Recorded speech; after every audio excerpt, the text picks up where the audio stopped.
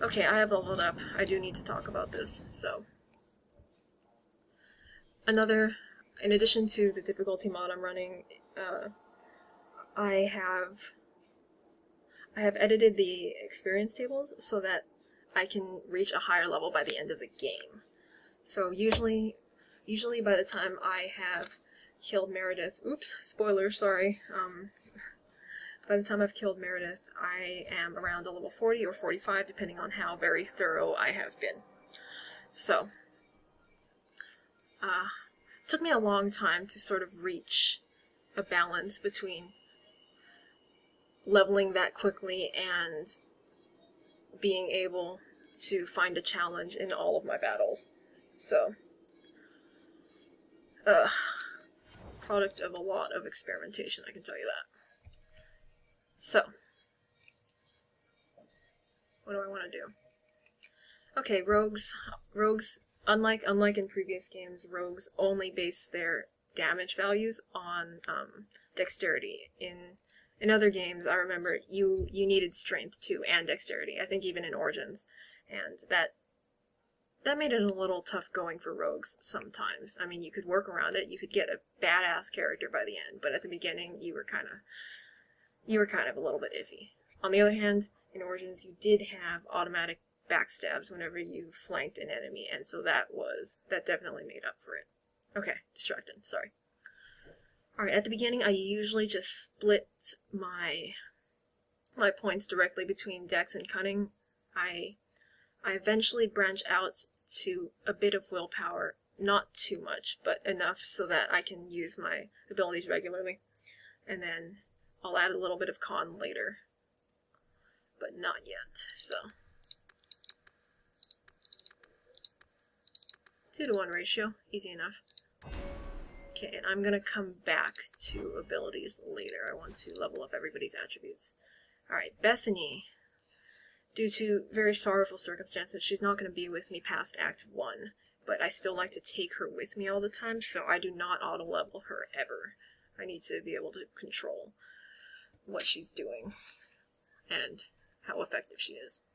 So, I usually just make her sort of a straight circle kind of mage. She doesn't do anything crazy, which means she also gets 2-to-1 on magic, which determines her damage, and willpower, which determines her mana pool. Alright, Carver. Carver, due to very sad circumstances and the fact that I'm a rogue, will not be with me past the prologue, so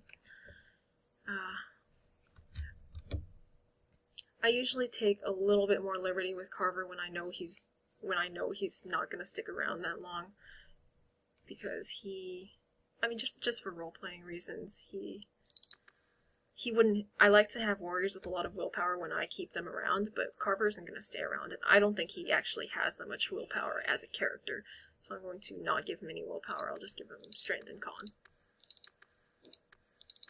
2-to-1. Boring, I know.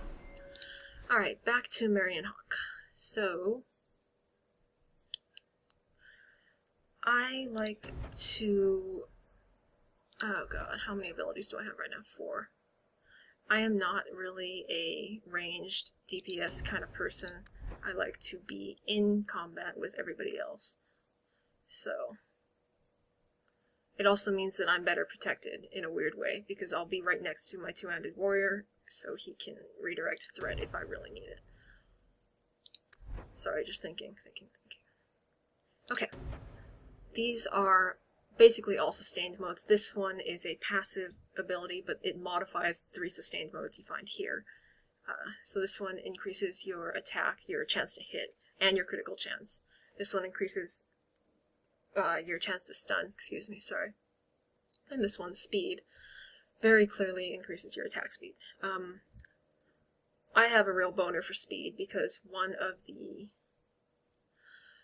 upgrades for speed decreases your cooldown to 90% instead of 100% for all talents, and that is invaluable in my opinion, but sadly it requires a level 4, and also to get this passive ability, which is excellent in that it gives you some of the qualities of the 2 other sustained modes when one of them is active, when the last one is active.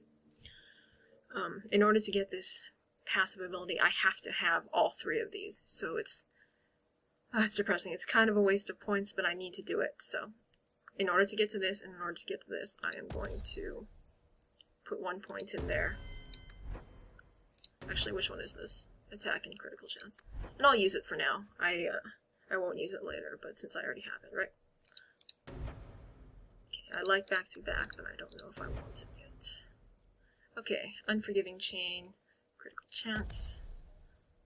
So increase, the more times I hit an enemy in sequence, the higher my chance of scoring a crit is, so that's kind of nice.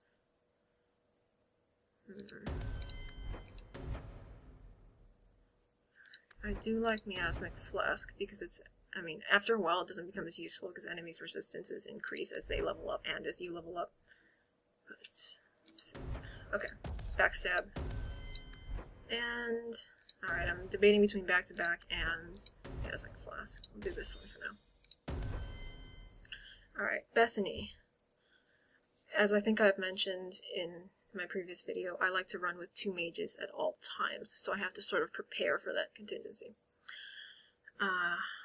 You'll also see that Bethany has the 3 specializations that are usually open to Hawke, whereas in the vanilla game she doesn't have any of these, although after she leaves your party in Act 1 and comes back later, she does acquire one of these. But in any case, I would never make Bethany a blood mage because she seems to have far too many scruples for that, so given that, I'm not going to give her a lot of sustained modes. I always give my sustained modes to my blood mages because then they use up their mana to sustain all of the buffs on themselves and their party, but they still have all of their health bar to use up on offensive spells. So Bethany is not going to be my blood mage. I've already got one ready-made, and her name is Meryl. So for now,